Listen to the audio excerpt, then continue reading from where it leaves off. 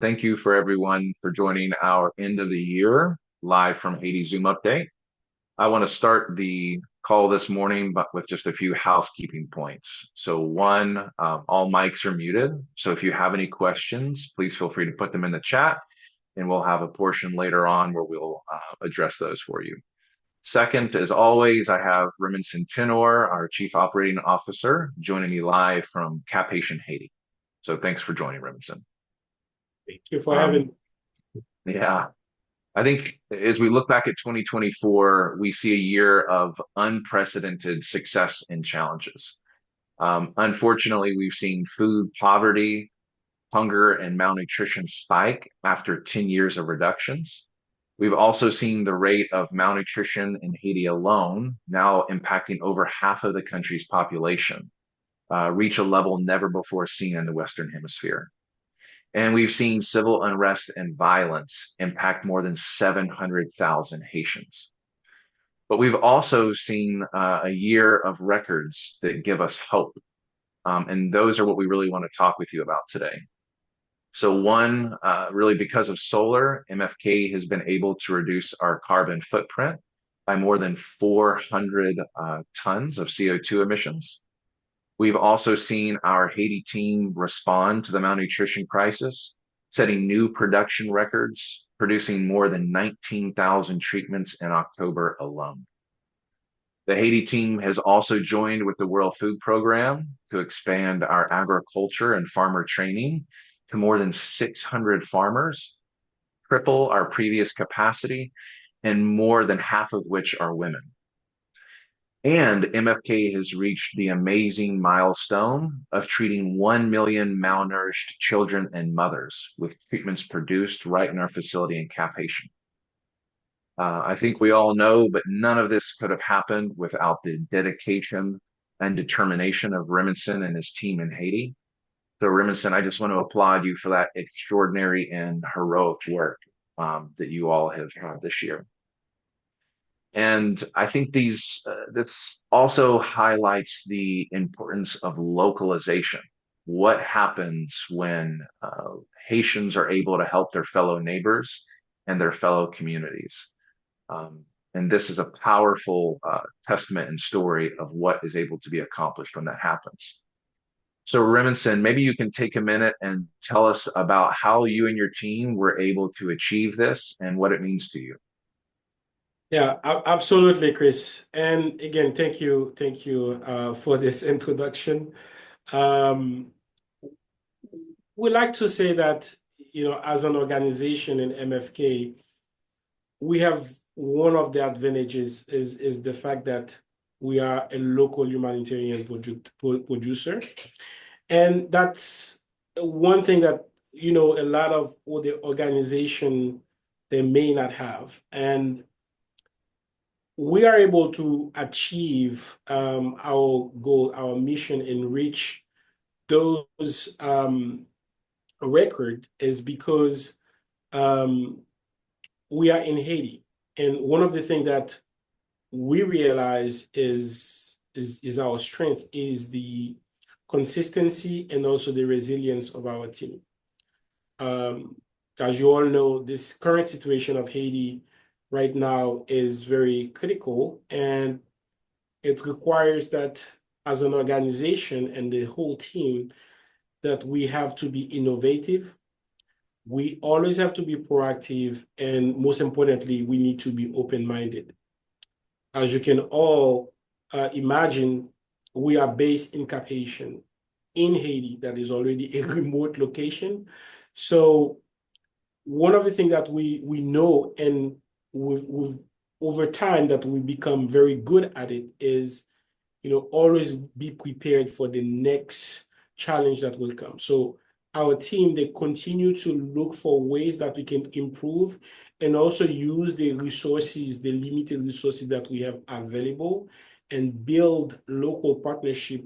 And that allows us to really be a reference and also be able to reach those goals and the mission that we've set forth. Um, you know, the same advantage enables us to immediately responds to the crisis, especially responding to the call from UNICEF or some other local partners to facilitate distribution to last mile clinics. Because one of the challenge, as you know, is gang violence um, affect a lot of areas where um, the children in those clinics, they cannot get those products. And we were able to work with our local partners to make sure that we can do distribution to the last mile and making sure that those vulnerable children, they can actually receive the treatment that they need. And this is very crucial, and this is part of our mission, and we understand that we have to do that. For example, for those who are in Haiti who are familiar with Port-au-Prince, Croix-des-Bouquets is what you would call a red zone or a loss area, and we're able to do distribution to Croix-des-Bouquets, do some distribution to Lagonave and even to Miragwan. Of course, working with local partners to make sure that we can facilitate those distribution and making sure that the children they can receive the treatment that they need. You touched also on the agriculture, and whether it's the manufacturing or the agriculture, it's the same thing because we understand that change is very difficult. And our agronomists, they understand that. And that's how they are able to not only increase the number of communities that we work, but also increase the number of farmers to make sure that we can train those farmers and in return buying peanut from them that we later use into the making of our IUTF, whether it's plum peanut or Vitamamba. So these are the things that we've been doing, and I want to make sure and put this out there, Chris, to for people to understand that influence in Haiti can be very difficult. And what we are doing is the work that we've been able to do is, I'd say it should be a case study because by working on all of those challenges, it's allowed us to influence the change that unfortunately no outside expert would be able to do because we are on the ground.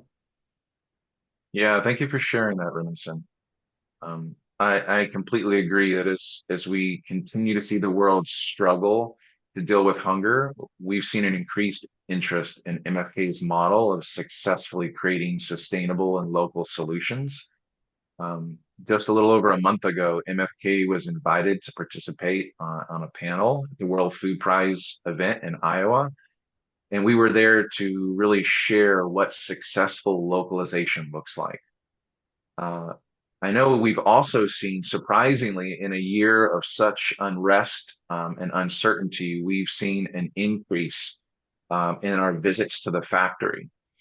And I think, Remington, you may have even had some one of our partners visit this morning. So can you tell us a little bit about who that we've seen visit over the year and why you think we've seen such an increase of interest? Absolutely. This year, 2024 was a blessing. We were honored to welcome visitors from a lot of international organizations as well as local organizations. So we have had visit from the World Food Program. And as a matter of fact, this morning we had a visit from the World Food Program. We've had several visits from UNICEF and having UNICEF coming to work with our team on site. We've had visit from USAID as well as from ECHO and also other local partners. And one of the things that I want to mention and those visits, as we do those visits, as we host those visitors, what we realize is that those visits, they allow us to one, have a way to showcase the efficiency and the impact of MFK's operations. As you know, we've been on the ground for over 21 years now. We've had several international quality assurance audits as well as have FSSC 22000 certification. It's a way for us to showcase the reason and the way that we've been doing things. And what we realize that people are always amazed by the way we've been able to accomplish our mission in Haiti.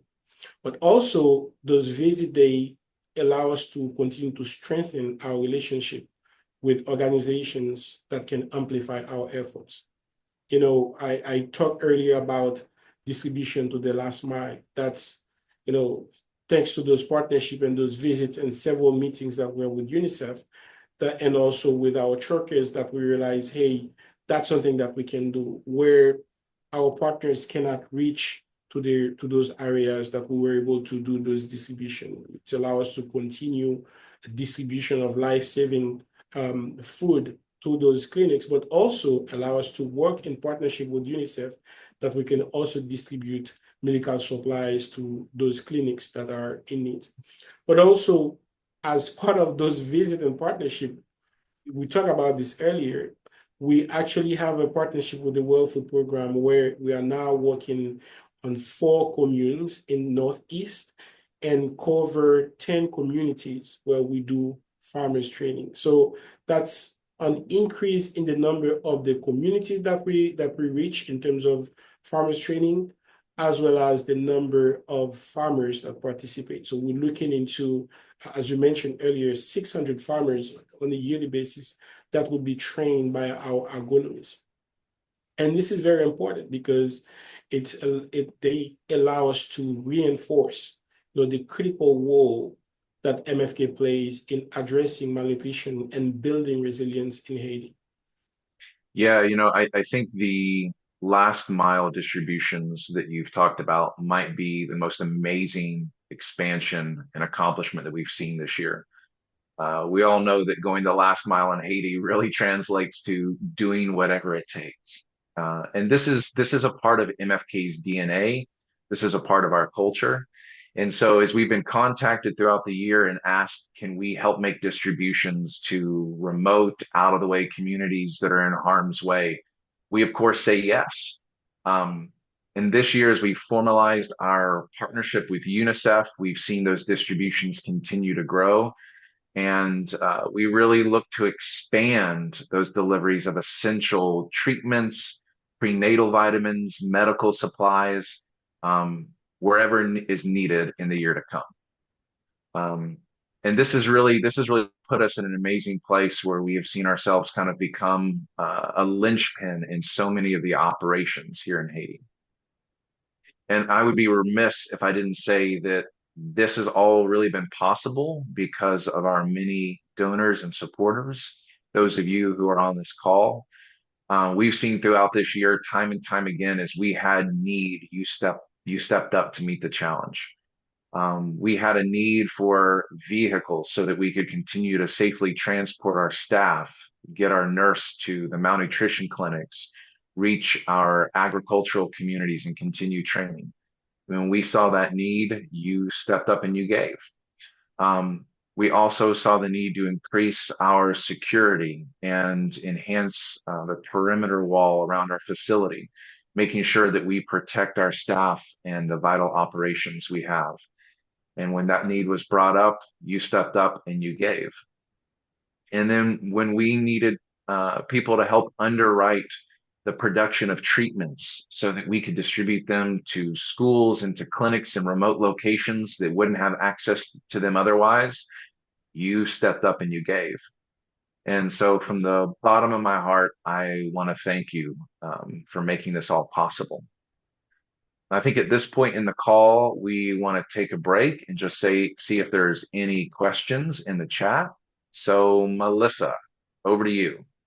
First one that we have that has come through is, have airline closures for Haiti affected your ability to operate? Yeah, that's a great question. Probably everyone on this call is familiar with the fact that the FAA had banned all flights in and out of Haiti a little over a month ago. And what we've seen, sadly, is that getting in and out of Haiti continues to be severely limited. And this has put an additional strain on a system that was already stretched too thin. However, one of the many things that we have learned is the importance of being proactive. So because of this, we made a decision a little earlier this year to increase our reserve stock of treatments for just moments like this, where they're kind of unexpected, unplanned for challenges. And so we've been able to reuse that reserve to continue to distribute treatments to the mothers and children who need them most. As we've looked at these issues and into the future as well, we have identified the need to build a new storage depot that will allow us to continue to expand these reserves and ensure that we are able to face the need, whatever it is. This next question, we'll go ahead to either of you, Chris or Remington. How does MFK support last mile delivery? What are we doing specifically to make that possible? With the years that we've been working with our truckers and doing distribution from Cap Haitian to Port-au-Prince, our team and with our truckers, we've developed relationship throughout the roads and even the routes, and in making sure that we have people that can kind of, advise us of when we can go and when we cannot go to those communities. Now, working with doing those last mile distribution that we do that with UNICEF. And what we're working on right now with UNICEF is kind of look for almost like a pilot project and do some trials and see how successful it is. And as I mentioned, we have an example of one clinic in Kwadebuke where MSPP unfortunately could not go. And with UNICEF, we work really to make sure that we can reach to that clinic. So our truckers know exactly when to travel to and not to travel to Kwadebuke, just to make sure that they are able to reach to those clinics and making sure that they can have the product that they need for those children who are suffering. It makes me think of a couple of other kind of unusual things we saw this year. The two that really stand out to me is there was a partner on the island of Lagonov that needed product. And I think Remington, it was you guys shipped product to a local port on the west coast of Haiti. The product was then loaded onto a barge. It was sailed down the coast. It was unloaded and then was put on other trucks that were finally able to reach that clinic. And I just thought, gosh, this is amazing. I mean, you can imagine the logistics of figuring that out in a stable environment, much less an unstable environment that you and your team are dealing with.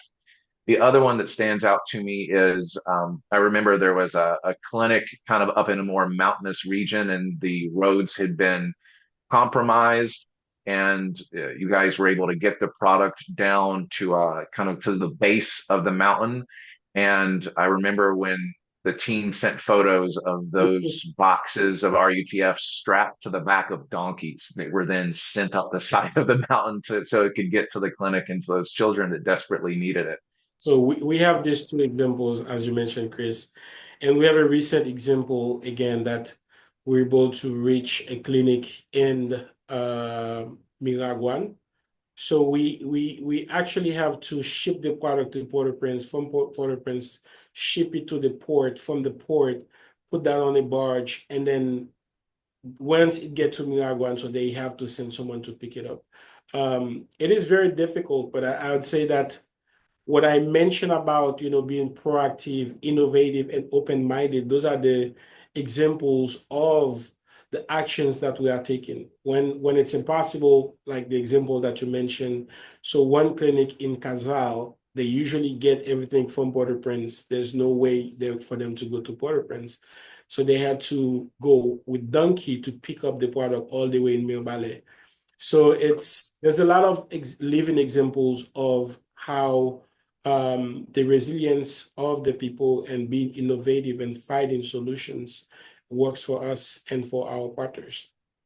I think also this is once again a great highlight of both the power of localization and the incredible culture of MFK. I say the power of localization because you can imagine if you are not from Haiti, the idea of moving things from point A to point B is you wouldn't even know where to start. right? So really, our staff being localized gives us a unique knowledge of the terrain and the options that are available. But even in that, I think there is something incredibly powerful about the culture we've developed because it's also really common for people to say, hey, can you get product from X to, X to Z? And you think it's impossible. There's gangs, there's no open roads, there's all of these challenges. And the default is to just say, unfortunately, it can't be done. And no one would fault you for saying that. But I think what we see in our team's culture is this kind of like there is no saying no, right? There's always got to be a way. And your team has shown time and time again that with enough open-mindedness, with enough creativity, you can find a way. And maybe if we were just you know, delivering honey buns for the enjoyment of people, it wouldn't matter. But in this case, we're literally talking about the lives of children. And so the fact that you all are able to find a way to deliver these products when other local organizations aren't, and when other people have no way, doesn't just mean a success logistically. It literally means the life of a child is saved. And I cannot highlight enough how important that is, what you all have been able to achieve. So thanks, Remsen. Thank you, Chris. We have another question that's come in really quickly. What percent of your product is currently being used in Haiti, and is anything being exported at this moment? Currently, 100% of our product is being used in Haiti. In the past, on behalf of UNICEF, we would export to over 17 countries. But as the crisis roll out in Haiti, that we realize the demand is increasing, and there's more cases of malnutrition. We've worked with UNICEF to make sure that our capacity can be reserved and fully available for the local demand. So we are making IUTF, making Plumpy Plumpy and Vitamaba for the distribution in Haiti because the needs are there, and we know that there's a lot of people who are suffering and a lot of kids who may die if they don't receive the treatment that they need. It looks like that is our last question for the day. Remington, do you want to go ahead and get us wrapped up? And then Chris, if you have anything to say as well, you're welcome to do so. Absolutely. Thank you, Melissa. I think during this conversation, and again, this is our last live update, Zoom update for this year. You all have heard about, the situation in Haiti. And while Haiti faces the hardship, and you have witnessed how MFK has been adapting and doing more to care for those who are suffering in Haiti. Sadly, it looks like as though hunger and malnutrition will continue to increase in 2025, given the current situations, the crisis, the violence. So this is a fact, and that we can already forecast that the demand will be higher. So, and with your continuing support, MFK will stand, strong and provide care for those who are most needed, especially those children and their families that are suffering and that are being displaced by gang violence. And as a Haitian, and I speak on behalf of all of the Haiti team, when I say that I thank you for your generosity and also ask you to continue to support MFK, to continue to stand by Haiti as we face those challenges, because we need to continue to save lives and transform futures in Haiti. Thank you. Thank you, Remington. And I think I'd just like to reiterate how thankful we are for you and for your amazing team. Also, I'd like to thank everyone who has joined us for this call today, and for our calls throughout the year. Your support makes a real difference in Haiti, especially during these difficult times. And as we look at closing out 2024 and entering into 2025, um, I just want to encourage everyone. We right now have a $100,000 challenge from an anonymous donor, which allows us to match funding and specifically focus on going to the last mile and doing whatever it takes. So if you want to give towards that, we would really appreciate it. And we also just like to wish everyone a peaceful and safe holiday season and new year. Thank you all. Merci beaucoup et bonne année.